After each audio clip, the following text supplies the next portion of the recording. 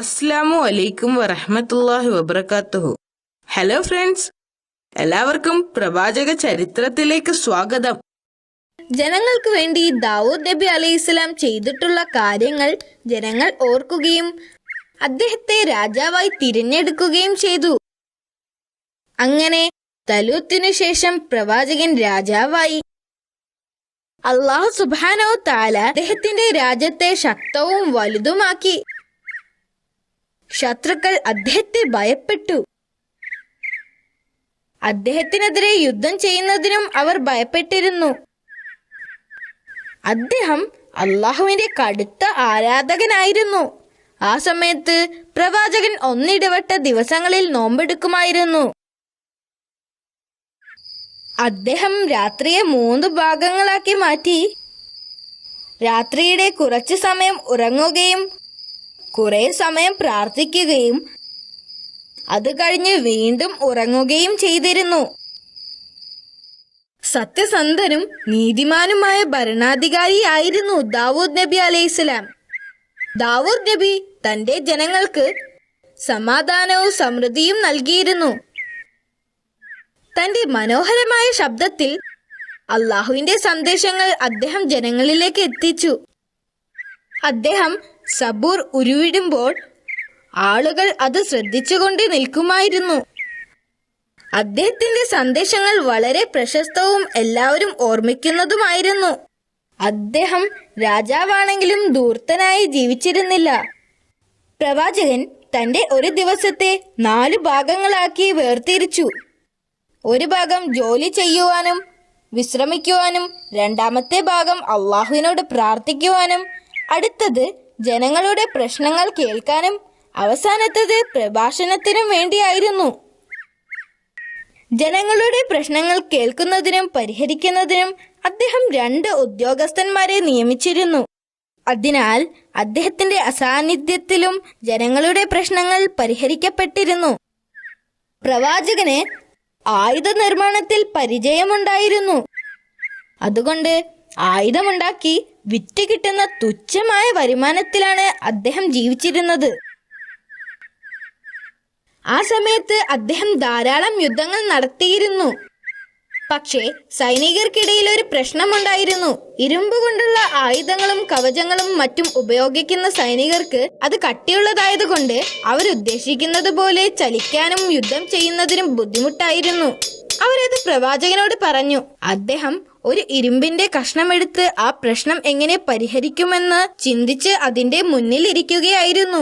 പെട്ടെന്ന് അദ്ദേഹത്തിന്റെ കൈ ഇരുമ്പ് കഷ്ണത്തിന്റെ ഉള്ളിലേക്ക് താഴ്ന്നു വന്നു. സർവശക്തനായ അള്ളാഹു ആ ഇരുമ്പ് കഷ്ണത്തിനെ മൃദുവാക്കി കൊടുത്തിരിക്കുന്നു. കുറച്ചുനാൾ കഴിഞ്ഞപ്പോൾ പ്രവാചകന് ഒരു പുത്രനുണ്ടായി. അവനെ സുലൈമാൻ എന്ന് പേരിട്ടു. കുട്ടിക്കാലം മുതൽ തന്നെ വളരെ ബുദ്ധിമാനും സമർത്ഥനുമായിരുന്നു അവൻ.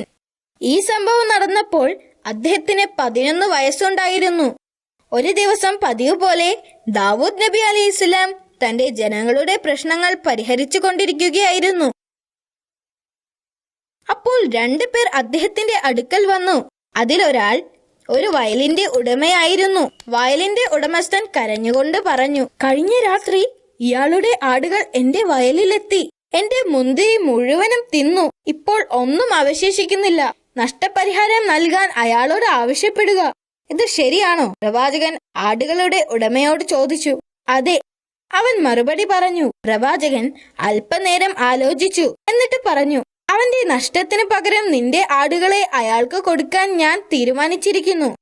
പക്ഷേ ഈ ആടുകളാണ് എനിക്കെല്ലാം എന്ന് അയാൾ മറുപടി പറഞ്ഞു. അപ്പോഴാണ് സുലൈമാൻ നബി സംസാരിച്ചത്. എനിക്ക് മറ്റൊരു പരിഹാരമുണ്ട്. എന്താണത്? പ്രവാചകൻ ചോദിച്ചു. മുന്തിരിവള്ളികൾ വളരുന്നതുവരെ ആട്ടുടമ വയലിൽ പണിയെടുക്കട്ടെ. ആ സമയത്ത് ഭൂവുടമ ആടുകളെ നോക്കട്ടെ.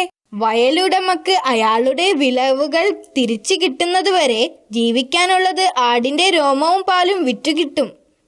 മുന്തിരിവള്ളികൾ വളർന്നാൽ ഭൂവുടമയ്ക്ക് ഭൂമിയും ആട്ടുടമയ്ക്ക് ആടുകളെയും തിരിച്ചു കിട്ടും. പ്രവാചകൻ ആശ്ചര്യപ്പെട്ടു. ഇതാണ് യഥാർത്ഥ ന്യായവിധി. ജ്ഞാനത്താൽ നിന്നെ അനുഗ്രഹിച്ചതിന് അള്ളാഹുവിന് സ്തുതി. തീർച്ചയായും നീ ബുദ്ധിമാൻ തന്നെ. ഒരു ദിവസം പ്രവാചകൻ തന്റെ മുറിയിൽ പതിവ് പോലെ പ്രാർത്ഥന നടത്തുകയായിരുന്നു. ആരെയും അദ്ദേഹത്തെ തടസ്സപ്പെടുത്താൻ അനുവദിക്കരുതെന്ന് അദ്ദേഹം പരിചാരകരോട് കൽപ്പിച്ചു. എന്നാൽ 2 പേർ എങ്ങനെയോ അദ്ദേഹത്തിന്റെ റൂമിലേക്ക് പ്രവേശിച്ചു.